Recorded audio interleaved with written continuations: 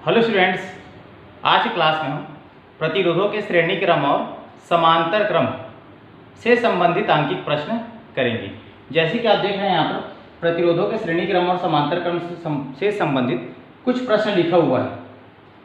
हम जानते हैं कि प्रतिरोधों के श्रेणी क्रम का सूत्र होता है R के बराबर R1 plus R2 plus R3। ये श्रेणी क्रम के लिए सूत्र है। दूसरा होता है समांतर क्रम। तो समांतर क्रम के बराबर होता है 1/r equal to 1/r1 plus 1/r2 plus 1/r3। तो हमारे पास यहाँ श्रेणी क्रम और समांतर क्रम के दो प्रकार का फार्मूला है। ये श्रेणी क्रम का फार्मूला है R equal to R1 plus R2 plus R3। दूसरा समांतर क्रम के लिए 1/r equal to 1/r1 plus 1/r2 plus 1/r3। ये हमारे पास श्रेणी क्रम और समांतर क्रम से संबंधित दो सूत्र हैं। अब इससे संबंधित प्रश्न मैं यहाँ पर पहले से लिखा हुआ हूँ, आप देख सकते हैं। इससे संबंधित प्रश्न यहाँ पर लिखा हुआ है, आप देख रहे हैं। यहाँ पर पहला प्रश्न जो है वो 3 ओम के 3 प्रतिरोधों को श्रेणी क्रम तथा समांतर क्रम में जोड़ने पर तुल्य प्रतिरोध का मान ज्ञात कीजिए। 3 ओम के 3 प्रतिरोध है, पहले हम उनको श्रेणी क्रम में जोड़ेंगे तब तुल्य प्रतिरोध का मान कितना होगा। दूसरी बात, जब उसको हम समांतर क्रम में जोड़ेंगे तब तुल्य प्रतिरोध का मान कितना होगा। तो आइए सबसे पहले हम लोग देखते हैं, यहाँ लगाते हैं, इसको हल करेंगे। सबसे पहले हम देख सकते हैं 3 ओम के 3 प्रतिरोध है, मतलब R1 बराबर होगा 3 ओम, R2 बराबर भी होगा 3 ओम, R3 बराबर भी होगा 3 ओम। तो हमारे पास 3 ओम के 3 प्रतिरोध है। R1 बराबर 3 ओम, R2 बराबर 3 ओम और R3 बराबर 3 ओम। सबसे पहले हमको सॉल्व करना है श्रेणी क्रम संयोजन के लिए। श्रेणी क्रम संयोजन के लिए तो प्रतिरोधों के श्रेणी क्रम संयोजन के लिए हमारे पास सूत्र होता है R बराबर R1 plus R2 plus R3। ये हमारे पास श्रेणी क्रम संयोजन के लिए सूत्र है। R बराबर R1 plus R2 plus R3। तो R के बराबर होगा, R1 के बराबर 3 है, R2 के बराबर भी 3 है और R3 के बराबर 3 है। तो R के बराबर होगा, ये बन जाएगा 9। ये हमारा पहला हल हो गया श्रेणी क्रम के लिए। दूसरा नंबर हमको निकालना है समांतर क्रम के लिए। समांतर क्रम के लिए तो समांतर क्रम के लिए हमारे पास सूत्र होता है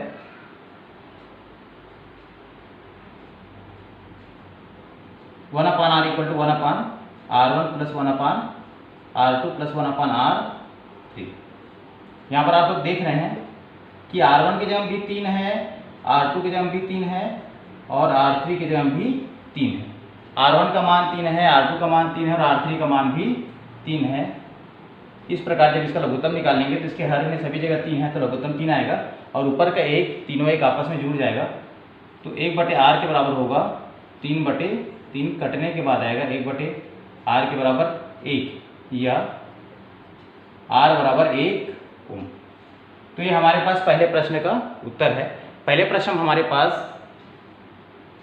3 ओम के 3 प्रतिरोध थे, तीनों पहले श्रेणी क्रम में जुड़े हुए थे और दूसरी बात समांतर क्रम में जुड़े हुए थे।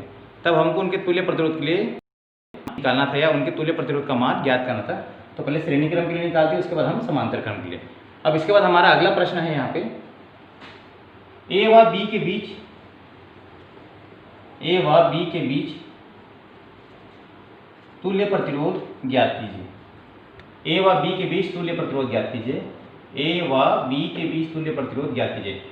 अब और यहाँ पर है B, इनके बीच 2 ओम, 3 ओम और 6 ओम 3 प्रतिरोध जुड़े हुए हैं।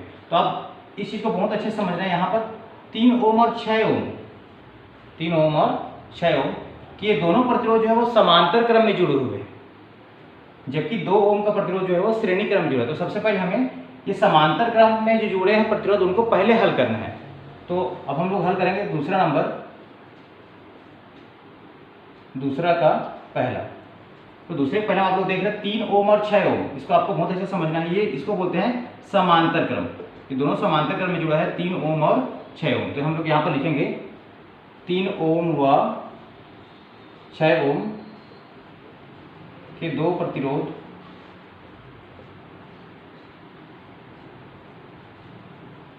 समांतर क्रम में जुड़े हैं, जिनका तुल्य प्रतिरोध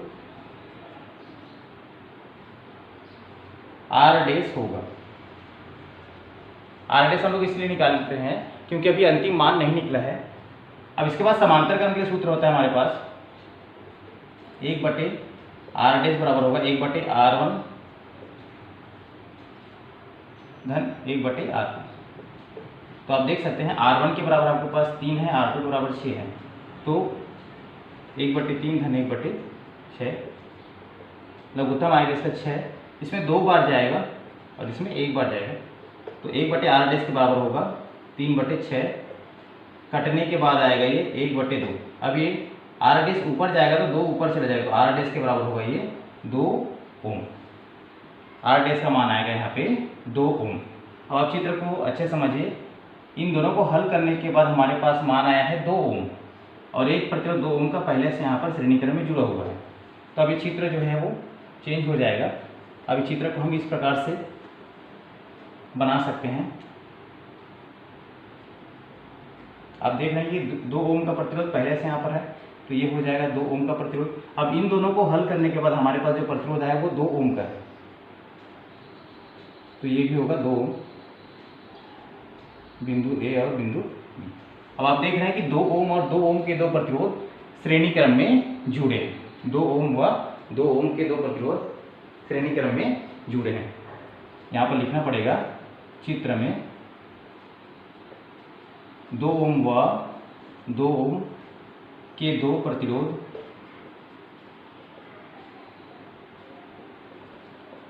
श्रेणी क्रम में जुड़े हैं, जिनका तुल्य प्रतिरोध R होगा। अब श्रेणी क्रम के सूत्र होता है R बराबर R1 plus R2 plus R3। तो R के बराबर होगा 2 धन 2, तो ये होगा R के बराबर 4। इस प्रकार से हम इसको हल कर सकते हैं। सबसे पहले हम लोग क्या किए, जो समांतर क्रम में जो है उसको पहले हल कर दिए। उसको हल करने के बाद ये 2 ओम के साथ श्रेणी क्रम में आ जाएगा। इस प्रकार से दोनों को हल करेंगे तो दोनों जो है 2 ओम का हो जाएगा। इसको हम लोग श्रेणी क्रम में हल कर लेंगे। तो ये हमारा जो है दूसरा का पहला नंबर जो प्रश्न जो है वो हल हो गया। इसके बाद हम लोग आगे जाएंगे दूसरा का दूसरा नंबर। आप यहाँ पर देख रहे हैं हमें ए व बी के बीच तुल्य प्रतिरोध ज्ञात करना। तो आप देख रहे हैं कि यहाँ पर एक बिंदु सी है, ये ए के साथ जुड़ा हुआ है और सी जो है वो बी के साथ जुड़ा हुआ है। अब अगर हम यहाँ से इसको पकड़ के इस बिंदु को सीधा कर देंगे तो 2 ओम और 4 ओम दोनों श्रेणी क्रम में आ जाएंगे। चित्र में 2 ओम और 4 ओम के दो प्रतिरोध श्रेणी क्रम में आ जाएंगे। इसको हम लिख सकते हैं 2 ओम व 4 ओम के दो प्रतिरोध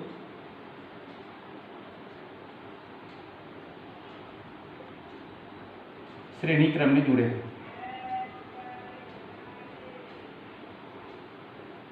जिनका तुल्य प्रतिरोध R डैश होगा। तो श्रेणी क्रम के लिए हमारे पास सूत्र होता है R डैश बराबर R1 plus R2। R dash के बराबर होगा, आप देख रहे हैं यहाँ पर R1 के बराबर 2 है और R2 के बराबर 4 है, तो ये होगा 2 धन 4। तो R डैश के बराबर हो जाएगा ये 6 ओम। इन दोनों को हल करके दोनों श्रेणी क्रम में था, तो 2 और 4 हो गया 6 ओम। अब ये 6 ओम और ये 6 ओम दोनों हो जाएगा समांतर क्रम में।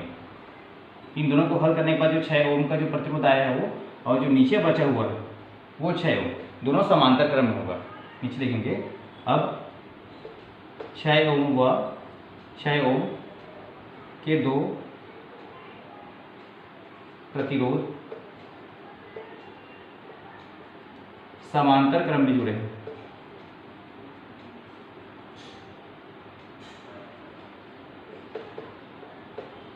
जिनका तुल्य प्रतिरोध आर होगा।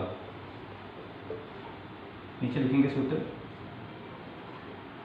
समांतर क्रम के सूत्र होते हैं 1/r equal to 1/r1 plus 1/r2। तो r1 की जगह है 6 और r2 है 6, दोनों के हर में 6 है तो लघुत्तम आ जाएगा इसका 6 और एक आपस में जुड़ जाएगा, तो ये होगा 2/6। इसको काट देंगे तो 1/r के बाद बचेगा 2 एकम 2, 2 का पहाड़ा 3 बार 1/3, r ऊपर जाएगा तो 3 ऊपर चले जाएगा, तो ये होगा 3 ओम।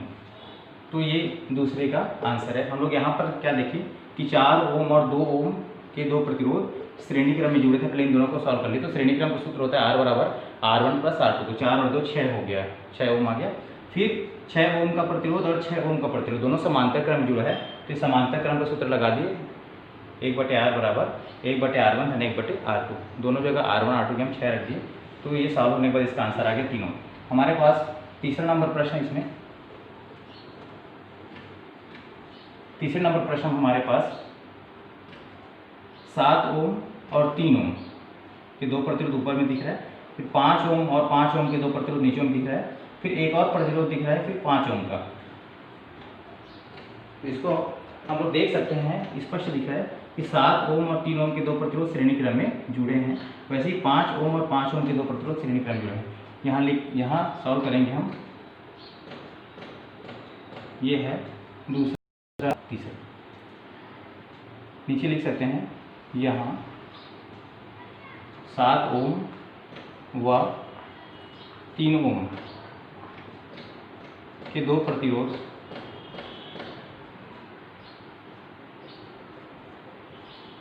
श्रेणी क्रम में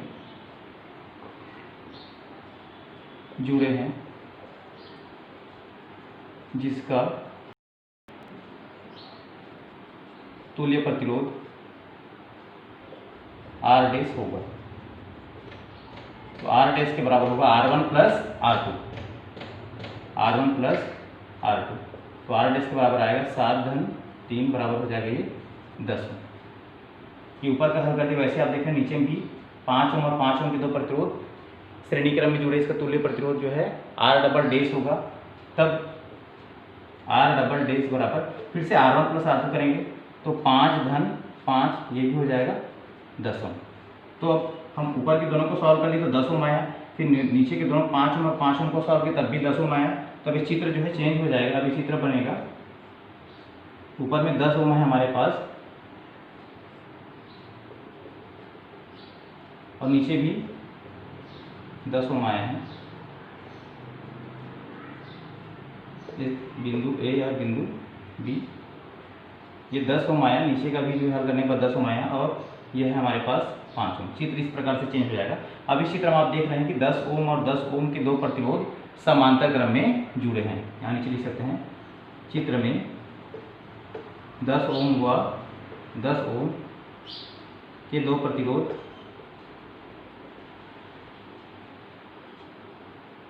समांतर क्रम में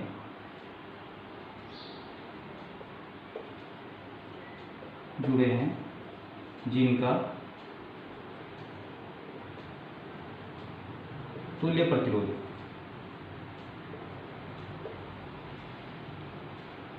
R ट्रिपल डैश होगा। अब आप जानते हैं कि समांतर क्रम के लिए सूत्र होता है हमारे पास 1/r। तो यहाँ पर 1/r ट्रिपल डैश लेंगे क्योंकि तुल्य प्रतिरोध यहाँ R ट्रिपल डैश है। तो 1/r1 10 होगा, फिर 1/r2 ये भी 10 होगा, तो 1/r ट्रिपल डैश के बराबर होगा, लघुत्तम इसका 10 आएगा, 1 और 1 2 हो जाएगा, कटने के बाद 1/5, R ट्रिपल डैश ऊपर जाएगा तो 5 ऊपर चल जाएगा, तो ये हो जाएगा 5 ओम। अब आप देख रहे हैं इन दोनों को हल करने के बाद हमारे पास मान आया है 5 ओम और एक प्रतिरोध 5 ओम का यहाँ पर और है पहले से। तो ये चित्र बदल कर हो जाएगा। अब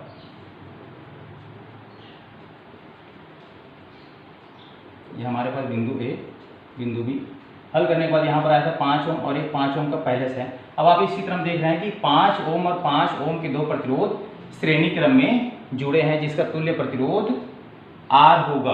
तो R बराबर श्रेणी क्रम का सूत्र होता है R1 प्लस R2, तो 5 धन 5 ये होगा 10 ओम। इस प्रकार से जब हम तीसरे प्रश्न को हल किए तो हमारे पास मान आ गया 10 ओम।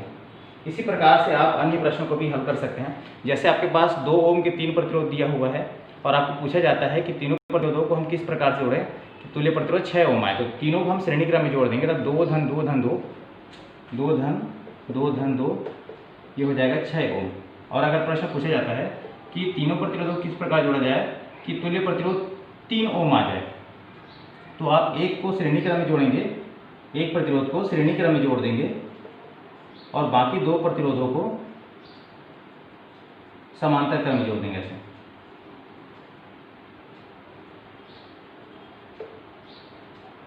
आप एक प्रतिरोध को श्रेणी क्रम में जोड़ेंगे, बाकी 2 प्रतिरोधों को समांतर क्रम में जोड़ेंगे, तो तुल्य प्रतिरोध आपके पास आएगा 3 ओम। तो आपको इस प्रकार से क्वेश्चन पूछा जाएगा तो आप आसानी से श्रेणी क्रम और समांतर क्रम के फार्मूला को यूज़ करके आसानी से बना सकते हैं। So thanks students.